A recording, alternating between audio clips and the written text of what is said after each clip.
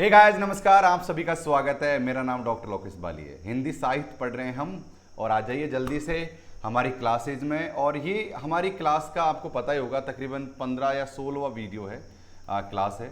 और अभी हम इकाई नंबर सेकंड को यहाँ पर आपके सामने सॉल्व कर रहे हैं। इकाई नंबर देख रहे हैं सेकंड, और इसमें भी हमारे यहाँ पर आदिकाल चल रहा है। आप लोग जैसे कि आप लगातार रेगुलर क्लास में, तो आप लोगों को पता होगा।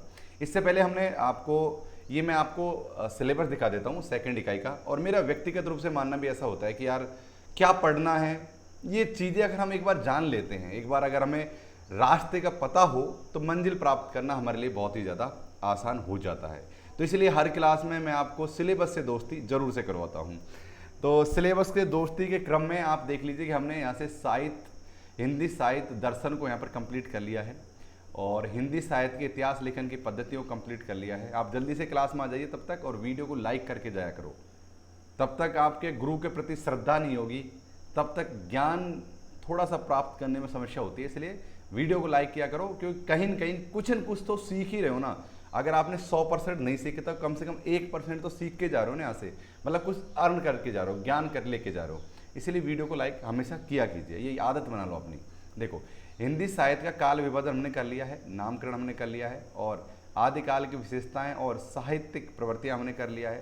रासो साहित्य के बारे में हमने पढ़ लिया है, पृथ्वीराज रासो इस तरह के बारे में मैंने काफ़ी ज़्यादा, चंद्रवृदय के बारे में बात की थी, बीसल देव रासो के बारे में बात की थी।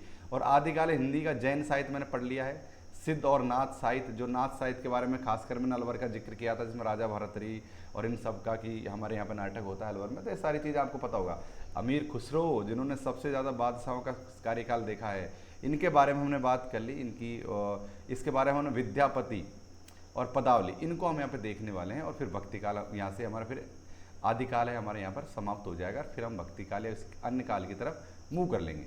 तो आप लोगों ने यहाँ तक पढ़ लिया होगा। चलिए हम शुरुआत करते हैं कि आज हमारा टॉपिक क्या होने वाला है इनमें से।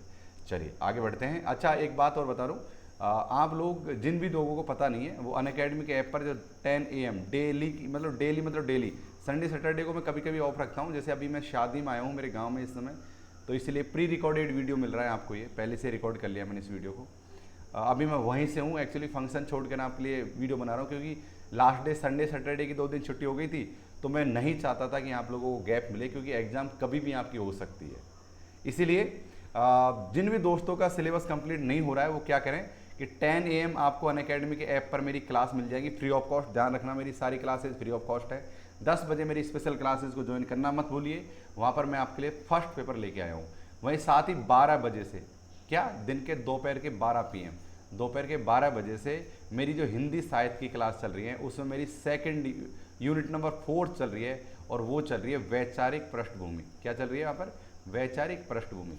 तो उसको जरूर से जाके देख लेना, क्योंकि आप लोग क्या है कि हिंदी साहित्य का इतिहास, आदिकाल, भक्तिकाल, रीतिकाल, इन सबको तो लगातार रेगुलर बेस पे पढ़ते रहते हो।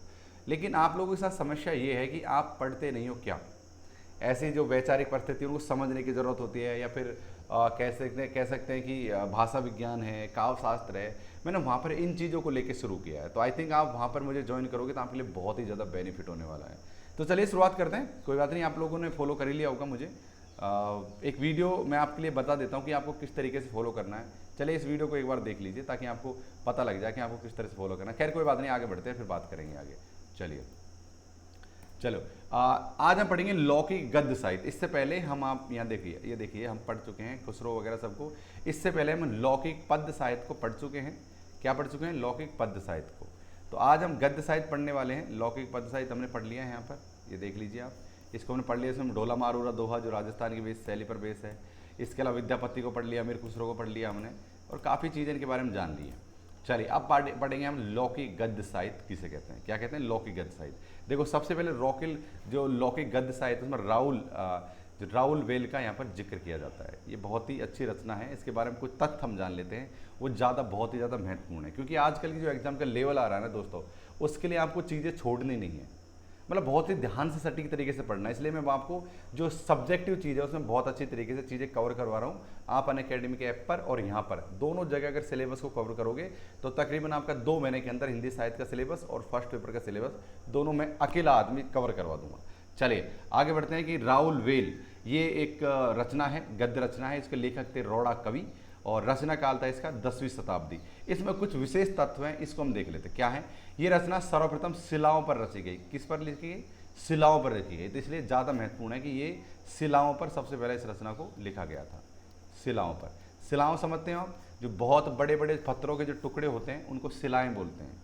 यानी जो बहुत बड़े आकार के जो पत्थरों के टुकड़े होते हैं, पत्थर होते हैं, उनको शिला बोलते हैं, शिलाखंड बोलते हैं, और उन पर इन रचनाओं को लिखा गया था। चलिए आगे हम बात करते हैं मुंबई के Prince of Wales. Prince of Wales एक संग्रहालय है, इसमें इसका पाठ उपलब्ध कराकर प्रकाशित कराया गया था। इसका पाठ उपलब्ध प्रकाशित वहाँ पर कराया गया था। ये हिंदी साहित्य की प्राचीनतम गद्य मिश्रित रचना चंपूकाव्य मानी जाती है। क्या मानी जाती है? चंपूकाव्य मानी जाती है। दोबारा से ध्यान से पढ़ो कि अगर आपके लिए मैं गृह कार्य दे रहा हूँ कि चंपूकाव्य किसे कहते हैं, लिखिए, नोट कीजिए, क्योंकि आपके लिए गृह कार्य अगले वीडियो में आपसे पूछूंगा कि चंपूकाव्य क्या होती है, इसलिए आपको इसको बताना है चंपूकाव्य क्या है।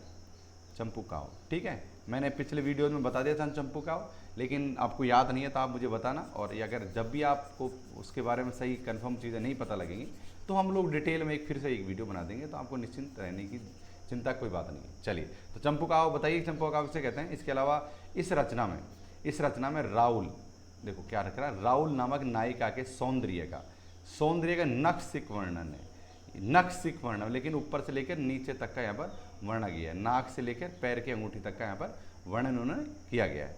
नखशिख वर्णन पहले पद्य में और तदुपरांत गद्य में किया गया। पहले पद्य में किया गया, फिर उसके बाद में पर गद्य में किया गया।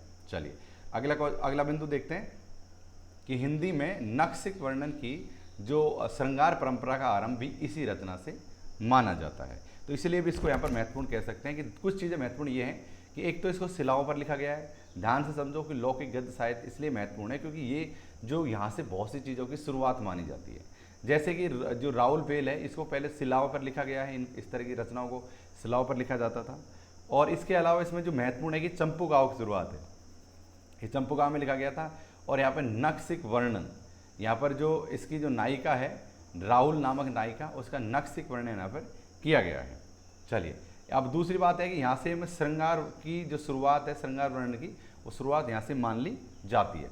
आगे हम बात करें कि इसकी भाषा में हिंदी की 7 बोलियों के शब्द प्राप्त होते हैं, जिनमें राजस्थानी भाषा प्रधान है। क्या भाषा प्रधान है? राजस्थानी भाषा प्रधान है।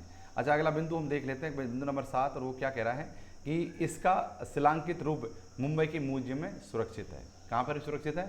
मुंबई के म्यूजियम में। चलिए, आप कुछ बिंदु आपने यहाँ पर देख लिया कि राहुल बेला के बारे में क्या क्वेश्चन पूछा जा सकता है। एक तो पूछा सकता है कवि का नाम, जो अक्सर पूछा जाता है, भाई कवि का नाम क्या है।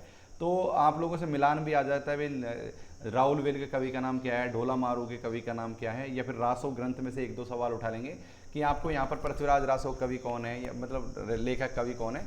इस तरह की चीज़ें आपसे पूछ ली जा सकती है। तो आपको यहाँ पर देखना ये है। और इसके अलावा यहाँ से श्रृंगार रस की जो व्याख्या है उसकी शुरुआत मानी गई है, तो इसलिए भी ये चीज़ें यहाँ पर ज़्यादा महत्वपूर्ण हो सकती हैं। चलिए आगे बढ़ते हैं और आगे बात करते हैं उक्ति व्यक्ति प्रकरण। क्या है रचना का नाम? उक्ति व्यक्ति प्रकरण। रचना का नाम क्या है दोस्तों? उक्ति व्यक्ति प्रकरण। दोबारा बताइए, उक्ति व्यक्ति प्रकरण ये रचना का नाम है। इसके जो लेखक हैं पंडित दामोदर शर्मा हैं और रचना काल है वो 12वीं शताब्दी में है। मैं आपको बताना चाहूँगा कि ये PDF अगर आपको चाहिए, मेरी क्लास किसी भी क्लास के अगर PDF आपको चाहिए हैं तो आपको अनअकैडमी के ऐप पर मुझे फॉलो करना होगा। वहाँ से सारी चीज़ें मेरी प्रोफाइल से डाउनलोड आप कर सकते हो। अच्छा, कैसे आपको फॉलो करना है इसके लिए मैं एक चीज़ें आपके लिए बता देता हूँ। आप उस तरीके से अगर करोगे तो आप मुझे फॉलो करना आपके लिए काफ़ी ज़्यादा आसान हो जाएगा। चलिए इस वीडियो को देखिए। देखो, सबसे पहले हमें अनअकैडमी का एप्लीकेशन ओपन करना है और जैसे ही एप्लीकेशन ओपन हो जाता है उसके बाद आपको जो ऊपर सर्च बार दिख रहा है यहाँ पर क्लिक करना है और आपको केवल ओनली डॉक्टर लोकेश लिखना है। पूरा नाम नहीं लिखना, केवल डॉक्टर लोकेश लिखना है, DR स्पेस LOKESH। जो आपको स्क्रीन पर जो बड़े बड़े शब्दों में भी जो दिख रहा है ना, ये आपको सर्च बार में पॉइंट करना है और उसके बाद में सर्च कर लेना है। जैसे ही आप सर्च करोगे आपको यहाँ पर मेरी फुल प्रोफाइल इस समय दिख रही होगी, लोकेश कुमार मीणा के नाम से, और मेरी ये ऑफिस में वाली इसमें ये फ़ोटो लग रही है। चलो, इस पर हम जैसे ही क्लिक करेंगे आप यहाँ से डायरेक्ट मुझे यहाँ पर फॉलो भी कर सकते हो और क्लिक करके आप मुझे फॉलो करके आप यहाँ पे मेरे जितने भी क्लासेज हैं उनको यहाँ पर देख सकते हो और मेरी सभी क्लासेज का आप हिस्सा बन सकते हो। कौन सी क्लास कितने बजे आएगी सबकी डिटेल अंदर दी हुई है, तो पहले फॉलो करो और ये सभी क्लासेज आप सभी के लिए फ्री ऑफ कॉस्ट होने वाली हैं। चलिए,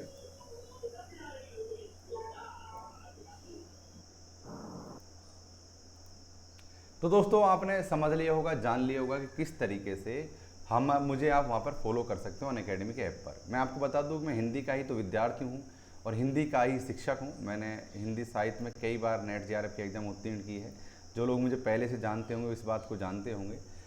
इसके अलावा मैं हिंदी का ही शिक्षक हूँ और इसी से मैंने PhD किया है।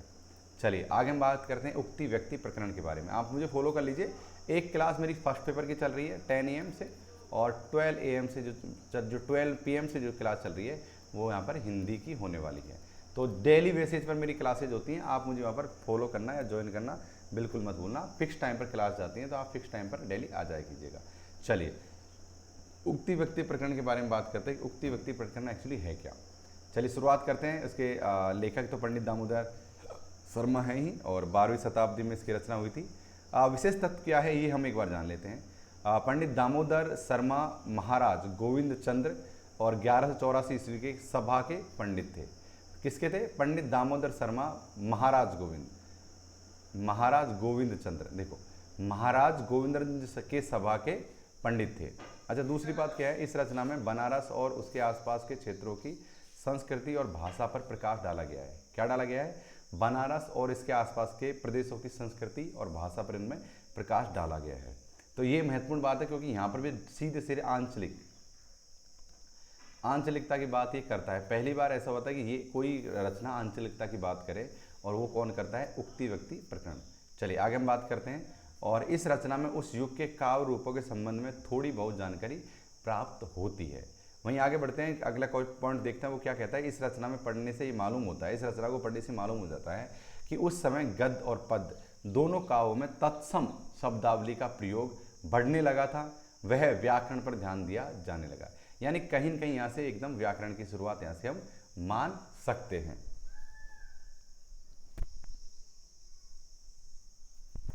आगे हम बात करते हैं वर्ण रत्नाकर। वर्ण रत्नाकर के बारे में बात करते हैं कि ये रचना किसकी है। इसके लेखक हैं ज्योतिश्वर ठाकुर। ध्यान से दीजिए, ज्योतिश्वर ठाकुर। और रचना काल जो इसका है वह 14वीं शताब्दी। और विशेष तथ्य हैं वो हम देख लेते हैं। विशेष तथ्य क्या है? ज्योतिश्वर ठाकुर जो मैथिली के कवि थे। और इस रचना का प्रकाशन डॉक्टर सुनीत कुमार चटर्जी व पंडित बबुआ मिश्र के द्वारा बंगाल एशियाटिक सोसाइटी के माध्यम से करवाया गया।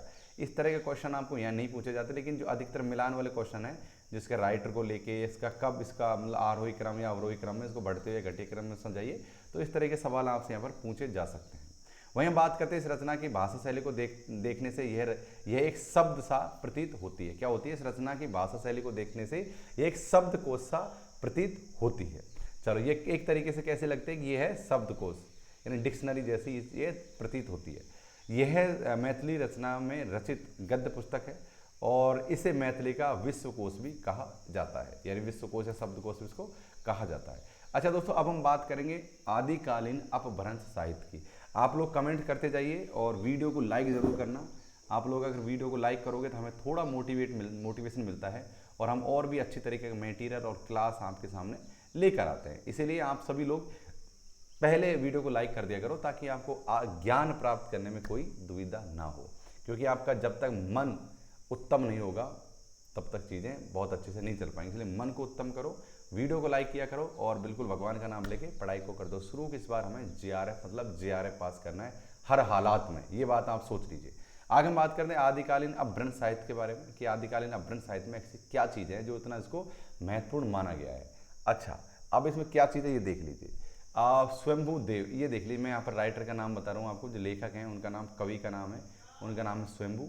और उनकी जो रचना है वो आपको यहाँ पर दिख रही होगी, प्रेम चर्यु और रिट्ठमणि चर्यु और स्वयंभू छंद और पचाम चर्यु, ये इनकी रचनाएं आपको यहाँ पर दिख रही होगी। PDF आपको सारे PDF मिल जाएंगे अनअकैडमी के एप्लीकेशन पर, तो आप जाके मेरी प्रोफाइल को फॉलो करो और वहाँ से आप इनको डाउनलोड कर सकते हो। चलिए, इनका जो स्थिति काल है 8वीं शताब्दी यानी 783 ईस्वी निर्धारित किया गया है।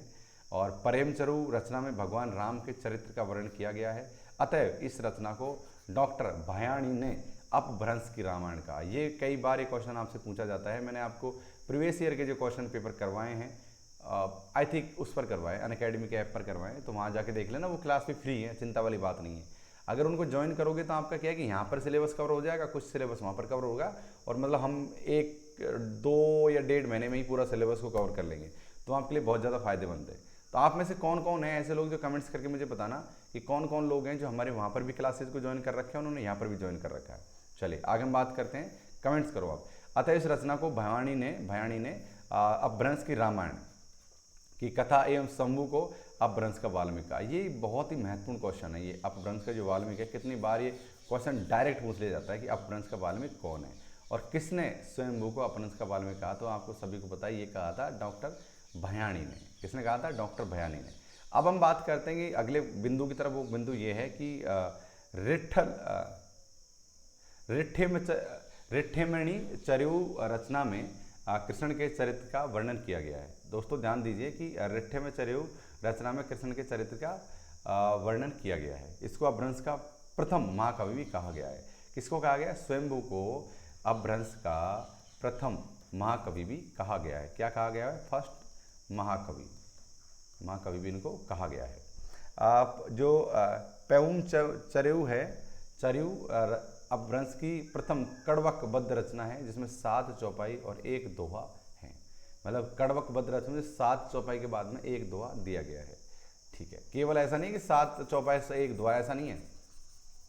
जब मैं आपको आगे पढ़ाऊंगा, भाषा विज्ञान आगे चीज़ पढ़ाऊंगा, जब चीज़ें बताऊंगा आपको कि किस तरीके से कड़वक शैली क्या होती है, ये सब चीज़ें। पहले 7 आपको चौपाई दी गई है, उसके बाद में 1 दोहा दिया जाता है, फिर 7 चौपाई, फिर 1 दोहा दिया जाता है। इस शैली में इसको यहाँ पर लिखा गया है।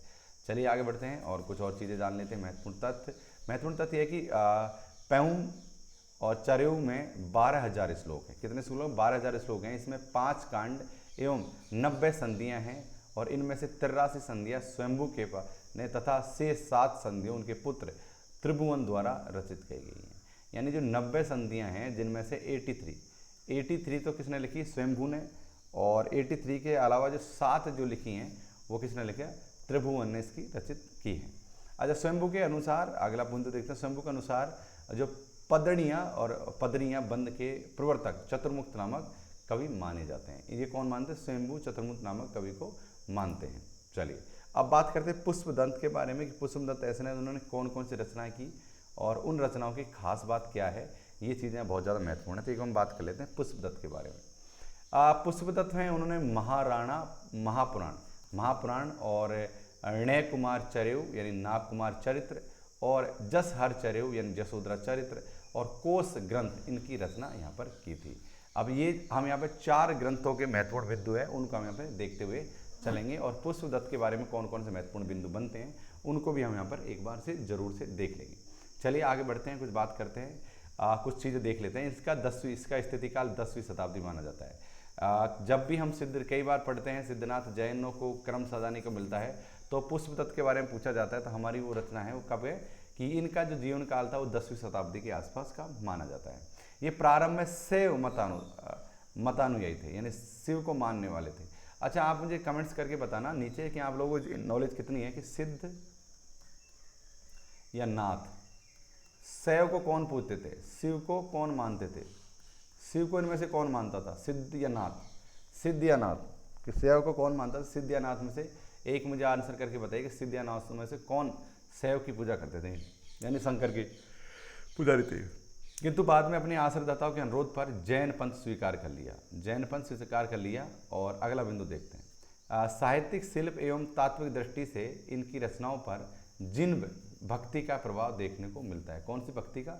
जिन भक्ति का प्रभाव यहाँ पर देखने को मिलता है। अगली क्लास में आपको जिन भक्ति क्या होती है इसके बारे में डिटेल से जानकारी देने वाला हूँ। इनकी महापुराण रचना में 63, क्यों देने वाला हूँ, क्योंकि मैं आगे अगर मैं यहाँ पर भक्ति काल की शुरुआत करता हूँ तो गौड़ीय भक्ति, जिन भक्ति, बहुत सारी अलग अलग टाइप की भक्ति है, तो मैं सबका कंपेयर करके बताने वाला हूँ ताकि आपको पता लग जाए कि कौन सी भक्ति ज़्यादा श्रेष्ठ है और कौन सी भक्ति में किस किस चीज़ों को माना गया है। चलिए आगे हम बात करते हैं कि इसकी महापुराण रचना में 63 महापुरुषों यानी 63, देखो इधर देखो, 63 महापुरुषों और सलाका पुरुषों का जीवन घटनाओं का वर्णन किया गया है। प्रसंगवश राम कथा का उल्लेख भी प्राप्त होता है, और इन्होंने बड़े गर्व के साथ घोषणा की है कि जो इस ग्रंथ में है वह और कहीं मिल नहीं सकता। ये महाप्राण रचना के बारे में उन्होंने क्या कहा है पुष्पदत्त ने, जो मैंने इस रचना में लिखा है, जो इस रचना के अंदर जो है वो कहीं भी और जगह मिलेगा ही नहीं। आगे हम बात करते हैं, शिव सिंह सेंगर ने इसको अपभ्रंश का भवभूति कहा है। क्या कहा है शिव सिंह सेंगर ने इसको? अपभ्रंश का भवभूति कहकर पुकारा है। किस में पुकारा है? आप मुझे कमेंट्स करके एक वो बताइए ताकि मैं आपको अगले सवाल में जवाब दे सकूं। एक गृहकारी और देता हूं कि शिव सिंह सेंगर ने जो साहित्य इतिहास ग्रंथ लिखा है, साहित्य इतिहास जो ग्रंथ लिखा है उसका नाम क्या है?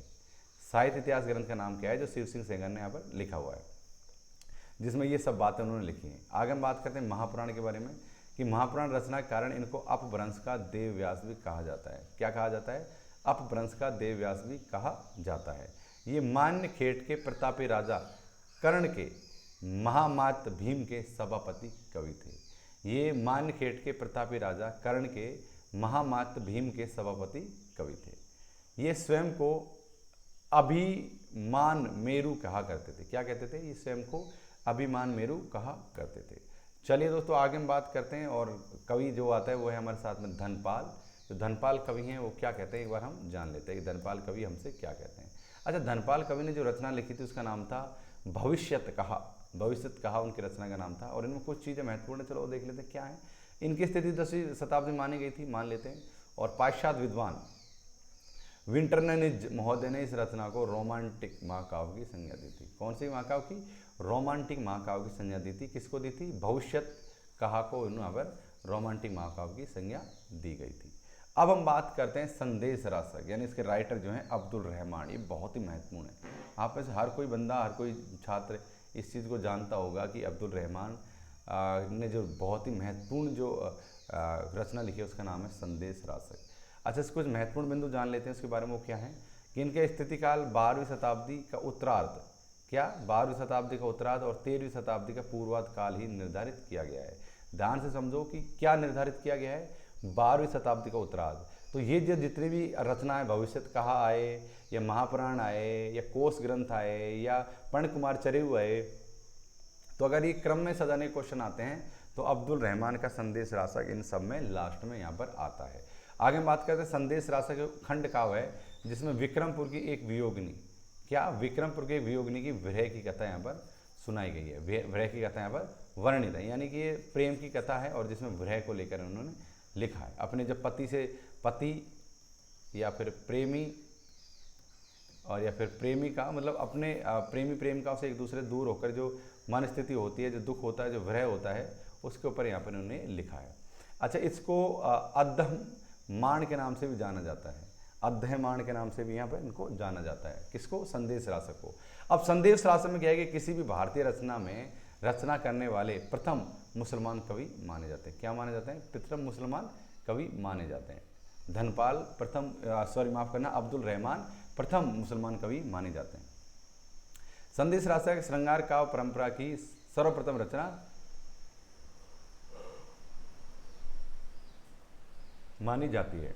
आगे हम बात करते हैं योगिंद उर्फ योगेंद्र के बारे में कि क्या इन्होंने कौन कौन सी रचना लिखी है।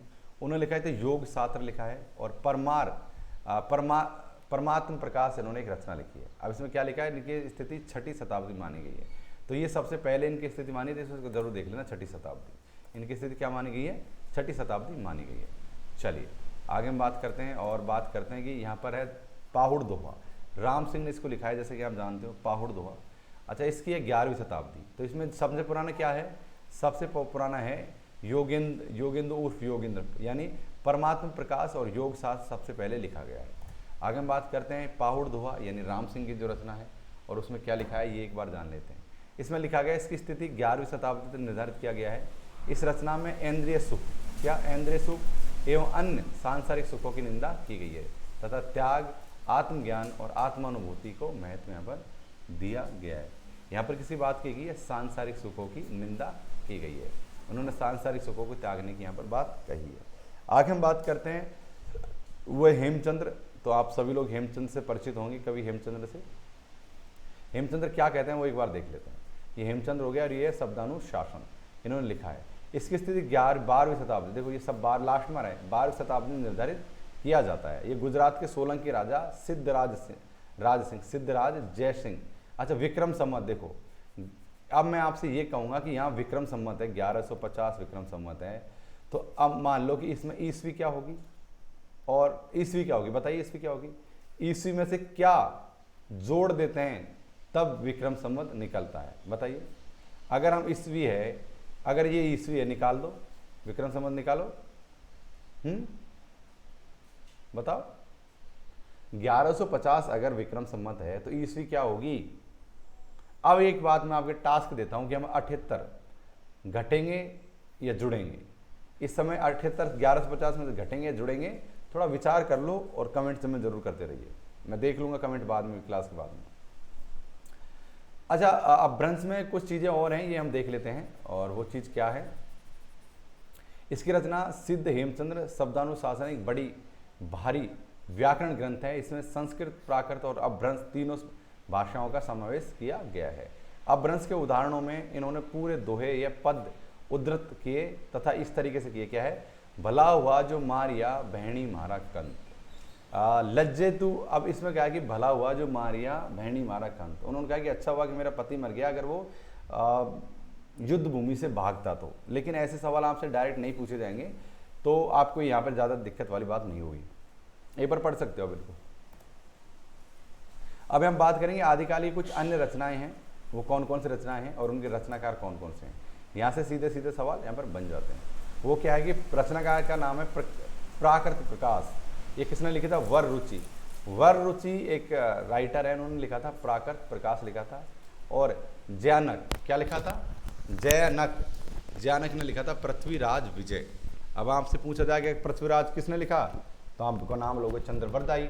लेकिन आपसे पूछा जा सकता है कि पृथ्वीराज विजयक किसने लिखा, तो वे लिखा था जयानक ने इसको लिखा था। क्वेलेमाला किसने लिखा था, ये आदिकाल का प्राचीनतम ग्रंथ माना जाता है और ये अद्योतन सूर्य ने इसको लिखा था। ये आपने रट रखा होगा, मुझे भी मालूम है। अब हम एक बात करेंगे कि यहाँ पर छक कंबोस ऐश यानी 60 कर्मोपदेश रचना किसकी है, वो है अमर कीर्ति की रचना है। वहीं हम बात करते हैं भावना संधि प्रकरण, तो यहाँ पर जयदेव मुनि की रचना है। वहीं हम बात करते हैं वीरमायण, यह है बादर डाडी की रचना है। वहीं हम बात करते हैं दोहा पाउड़ यानी महचंद्र मुनि की रचना है। और वहीं आनंद स्रोत यानी महामणि आनंद की रचना मानी गई है। दोस्तों हम बात करते हैं संयम मंजरी, यह है माहेश्वर सूरी की रचना है। और संत कुमार चरयू यानी हरिभद्र सूरी की रचना है। वहीं नेमिनाथ चरित्र है हरिभद्र सूरी। और धम्म धर्म परीक्षा यानी है ये है हरिशयन की। और प्राकृत व्याकरण यह है हेमचंद्र सूरी की यहाँ पर रचना मानी गई है। चलिए आगे हम बात करते हैं, कुछ और महत्वपूर्ण रचनाओं के बारे में देख लेते हैं, कुछ उनके राइटर देख ले। हेमचंद्र ने क्या लिखा है, हेमचंद्र सूरी ने लिखा है छानोदेश शासन, किसने लिखा है, हेमचंद्र सूरी ने। उसी तरह हेमचंद्र सूरी ने दूसरे लिखा है कि देसी नाम माला कोश ग्रंथ है, ये लिखा था, ये भी किसने लिखा था, हेमचंद्र सूरी ने। अब शिवदास गार्डन जो लिखा है आंचल दास खींची रे वचनिका, ये किसने लिखा है, शिवदास गार्डन ने। वहीं अगर बात करते हैं सुप्रभाताचार्य लिखा था, वैराग्य सार ने लिखा है, सुप्रभाताचार्य किसने लिखा है, वैराग्य सार ने।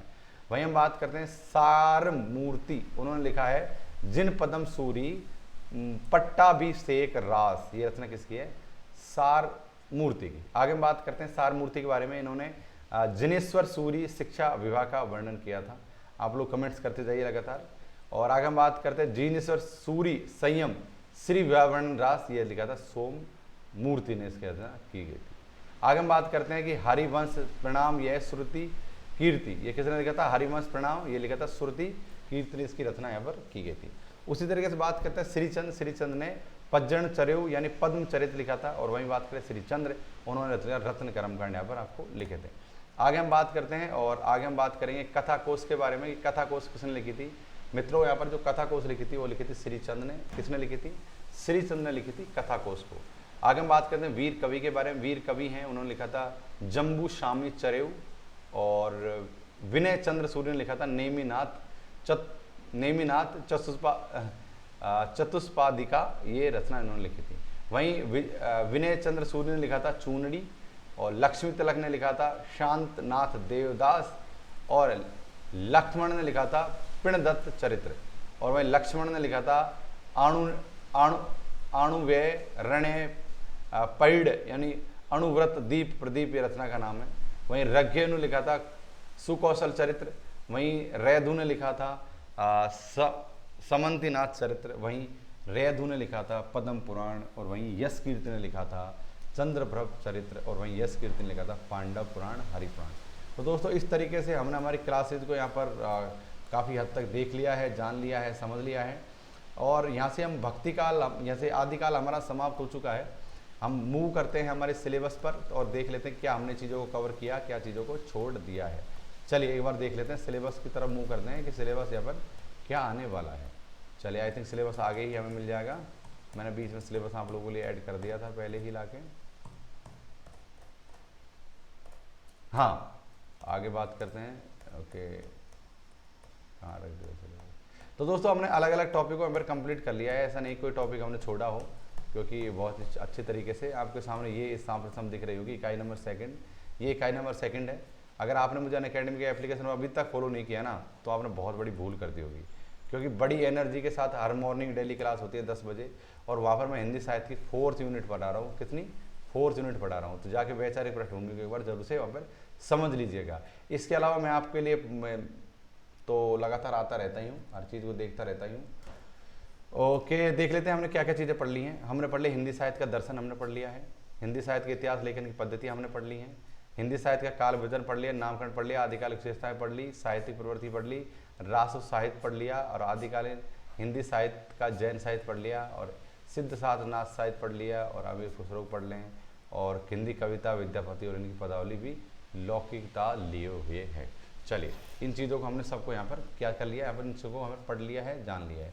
आगे हमारा बात पढ़ेंगे भक्ति काल बच रहा है, रीति काल बच रहा है, आधुनिक काल बच रहा है। इन कालों को बच रहा है कि अगर आप चाहते हो कि यहाँ पर कौन सी प्रश्नावली शुरू करूँ, भक्ति, रीति, आधुनिक, तो जरूर से बताना, हम चीज़ों को उसी के अनुसार यहाँ पर आगे बढ़ते चले जाएंगे। दोस्तों मेरा अनअकैडमी का जो भी प्लस सब्सक्रिप्शन है उसको ले लीजिए। मेरी क्लास वहाँ पर लगातार चल रही है, अनवरत रूप से चल रही है, और मैं अभी शादी में अपने गाँव आया हूँ, तो बिल्कुल प्री रिकॉर्डेड वीडियो आपको दे रहा हूँ। पूरी रात जगे थे, और इनफैक्ट आज भी सोना नहीं हुआ।